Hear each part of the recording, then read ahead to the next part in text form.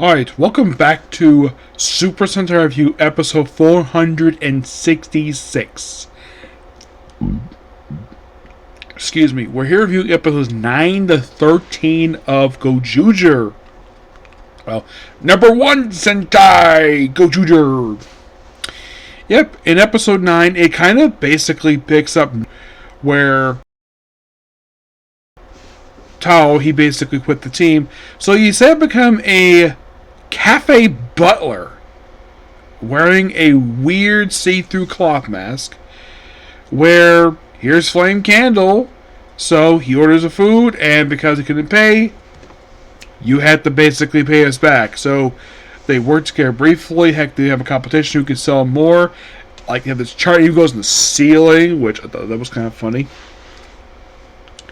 And it's all about basically trying to find out exactly where Tyro's place is. Meanwhile, though, the team meets basically his brother, Cone. And like, oh, are you my brother's friends? Well, I'm going to decide who his friends are. So he proceeds to fight them.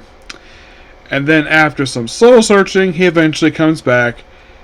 And of course, he gets contacted by Toku's sword, his Toku sword, where basically he gets his ring back, and then he transforms, gets himself a new blade. He actually can take it out of his chest, known as the Wolf Caliber 50. Now, the thing with the 50 is, because the reason why they're called this, like in the case of Eagle, his is like Arrow 50, Y 50, you might ask. The reason because this is the 50th anniversary of Super Sentai. That's literally the reason for it. So, then of course he proceeds to fight his brother, which of course that's where he, by the way, during the course of the thing, but Cone had summoned, in the previous episode, he summoned, I think it was like Aka, I think he summoned Aka Red, and I think it was like Wonder One. This one he summoned in episode, I think it was 9, I think it was. Let me check it here, see what, just want to be sure about this.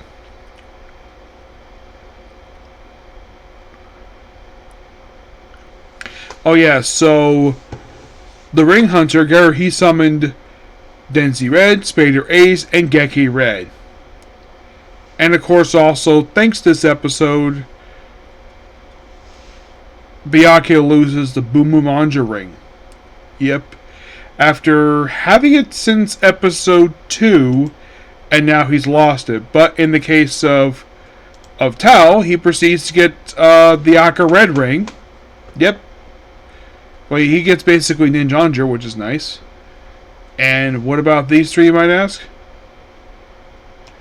Does Garu lose basically these 3 rings?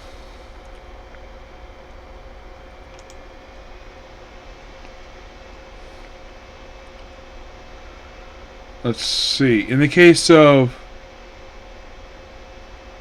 well,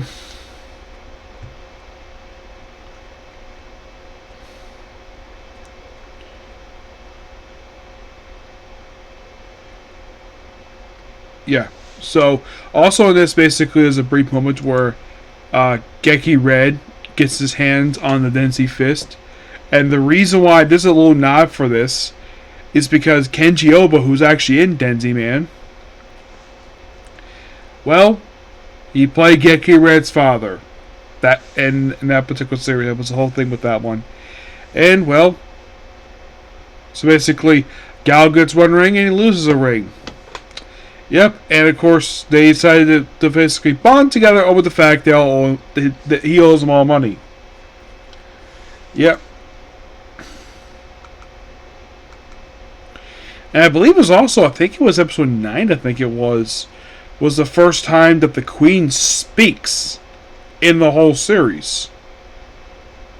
I don't think she appeared. It should be next episode, yes. So, in episode 10, by the way, episode 9 ends the first Gozyuger Battle Saga, while episode 10 starts next one. And the whole thing of this one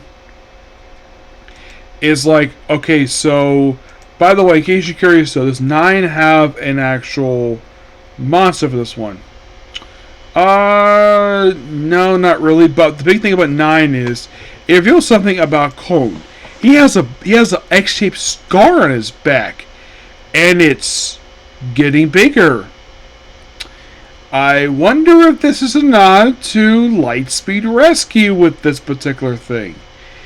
Those of you curious about what I'm talking about, there was a subplot in that show where basically the Titanium Ranger had a cobra tattoo on his back, and every time he morphed, the thing will move slowly up his back to where the plan was it was going to bite his neck.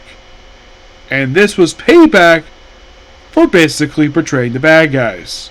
Eventually got the tattoo removed thanks to destroying the Cobra. Thanks to destroying a Cobra monster by crushing it with basically the tomb where the demons came from.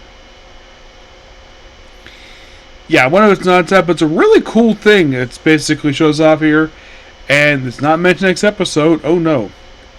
So, the very next episode. So, let's come with and plot this one. So, there's a guy who basically crazed for the Showa era. And apparently, this is airing like 100 years after the start of the Showa era. Which, and of course, as a nod to the Showa era, we have the monster watching basically a series known as Zombat. You're thinking, wait, okay, somebody might be asking, what is Zombat? Zombat was a series that aired back in the 1970s. I haven't watched it yet. But here's the thing. Zombat himself is played by a Sentai actor. Hiroshi Mayachi. And it is interesting that he played this character because it's one of 4 major characters he played in Tokusatsu history. Of course, he played Our Ranger from Go Ranger, V3, Big One, and Zombat. Zombat is technically the only one he's played where it is not associated with Sentai or Kamen Rider. It is just his own standalone thing. Though the character himself did pop up for O's, Den-O, All Rider, Let's Go, Kamen Riders, though that was there mainly for the debut of it. So, yeah, the whole thing with this one, it just referenced, and the whole thing was like, oh, merchandise stuff. I thought it was nice the fact they did this. But the big thing that happened toward the end of this episode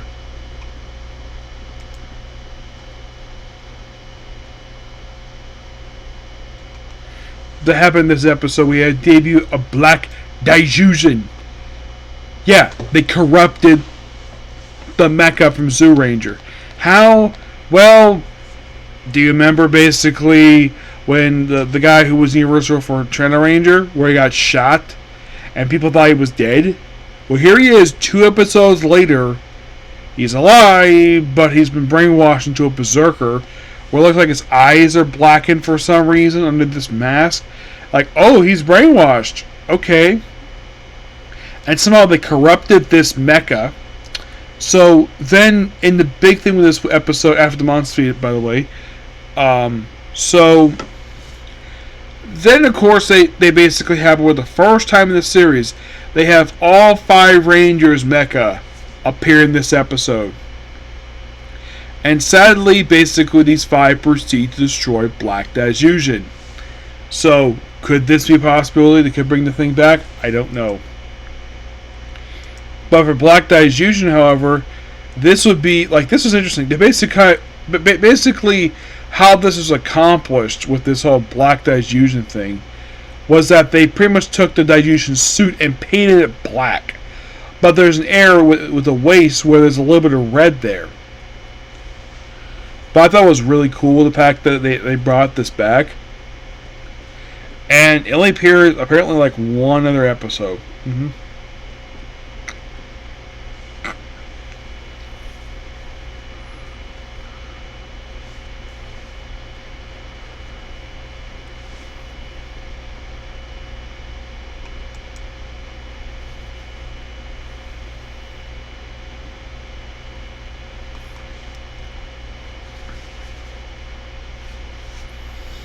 Oh, and as for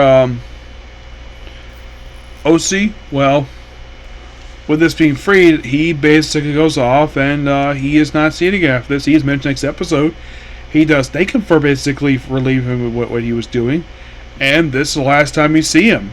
He is mentioned next episode's given a basically a box with the rings, which I thought that was really cool. But that was kind of the thing with episode 10. Was debuting Black Gozyuger. And then 11 and 12 begins a two-parter involving a guy who has the power of Gal Red.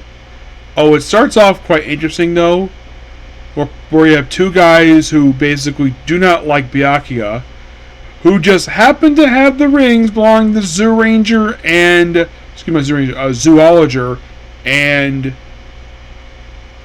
Sun Vulcan, where he beats him easily, gets the rings, and they're never seen again. Yep. And of course, we also have Gal Red shows up in this episode, where he's basically a beast tamer. And he's after this particular tagger. Actually, he's after this one-eyed Oni. When I saw this thing reminded me of, I kid you not, the creature from, let's see.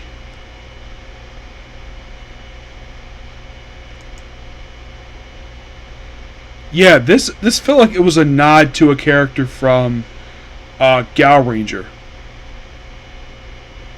Yep, it is. It's based upon Duke Org Rookie. Yeah, with the whole blade thing. Yeah, I thought that was really cool. And this episode was technically not a Gal Ranger tribute, despite the fact it kind of felt like it was. When he shows up for these two episodes, I thought it was a really cool suit. And part of a special experiment. And, like, it's up with a woman named Luna, who apparently was the guy's fiance. This is Guy Tokri. No, not the same guy who is basically... The tagging thing is basically minor, but I thought it was really cool. But then in episode 12 of this show, in order to beat the demon when it goes giant size, which has his fiance's dead body in it, Gao King shows up. Not the same way Daijujin does by using resuscitation. It just is called to action and asks if it can help. Gao King says yes. And they kind of free her. And then the ring is just like, okay, I'm giving this up to Byakuya because he sung basically the song. And he walks off, never to be seen again in the series. Now, in case you're curious, though, the guy who plays it, is he like a previous Sentai actor? The answer is no. He's actually from Kamen Rider. Yeah, he previously was in Hibiki and Dano and Zayo. Yeah, that's pretty much what he did. The actress who played Luna.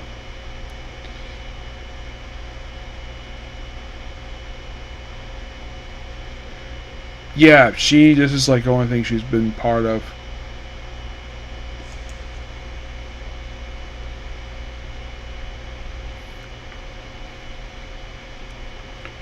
So the guy who played Victim, yeah, he previously appeared in a couple of episodes of Gotcha for Kamen Rider. He appeared as a monster he appeared in Zero One as Ida, as Crab Rider. Yep. And he also appeared basically it's like a guest star actor. Heck, he appears as a monster named Weasel in the third act for Kaku Ranger. So he's not the big of a one. The other guy, well, basically before this he was a civilian in Q Ranger and made a guest appearance in a couple other shows. He appeared in one Kamen Rider movie as a character who appeared just for the crossover movie between Forzy and Wizard. And that's it.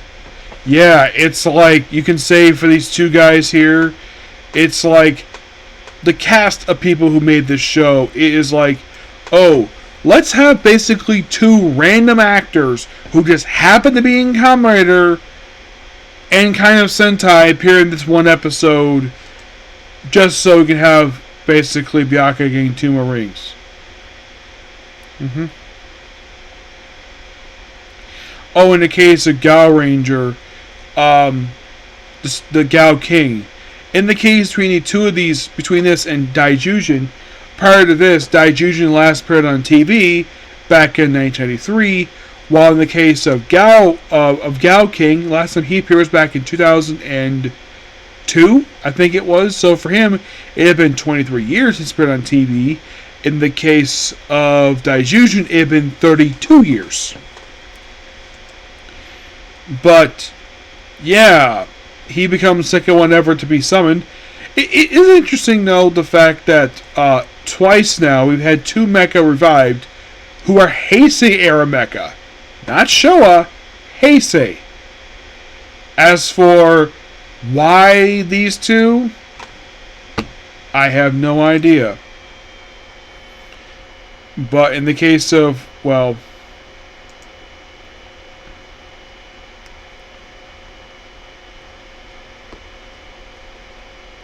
yeah. But I thought the two-parter was really good. I enjoyed it. And then we have episode 13, where the whole thing is about manners. Yes, manners. Oh, and the host, who basically is for the monster of the episode, get this. This might surprise you. This guy appeared in Kaku Ranger. Yep, this guy was the team's mentor. Oh, yeah. Which, that is interesting. And this is also a subplot where we have this woman named, let's see, not that one. Seko Yamori. Yep.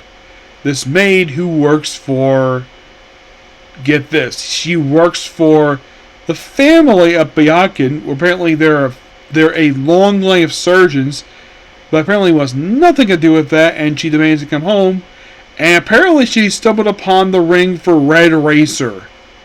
Yes. Now, apparently there was a reason for this, because apparently they had no plans to make another male action figure toy, so make the Red Racer a woman. And those who be curious, was she a previous Sentai actor? No. She actually appeared in Kamen Rider, an Ultraman Z. Yeah, she appeared in Ultra Z as a character from the show and she also appeared in the movie Revice 4 Kamen Rider Live and Evil Demons as the character Mariko. And she appears here for 2 episodes. Very, very, very pretty lady that she is. And she's 6 years younger than me. So that means this year she's probably 31. Yep. And also, they do the thing, they basically are going to start a trend here of corrupting the Sentai powers. First is with Daijujin, and now with Red Racer. I'm like, that is interesting. And they, like, oh, it's all about safety and stopping stuff for some reason. And then she gets corrupted to become Basso Red Racer, where she has got a jacket and carries a big mace. Oh, it's a nailed magic bat. Yeah. It's like basically she turned Red Race into a speed punk.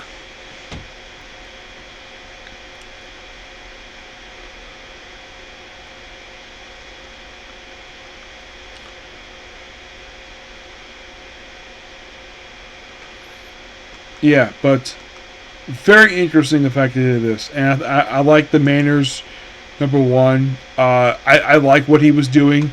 He was a very interesting monster. Oh yeah, he was. He was the most polite monster, except basically Taro basically could not stand him at all. But yeah, overall, really good episodes. You're thinking, wow, that's... How many episodes is that? That's 5. 5 episodes. Really good here. Thoroughly enjoyed it. Okay, so that's pretty much it for the video. Please be sure to like, comment, subscribe, turn notifications. That's going to be it for tonight. As of right now, I have 15 more to go, and then I'm caught up with this series. Okay, next video. Bye. Well, with Gozyuger, now Sentai.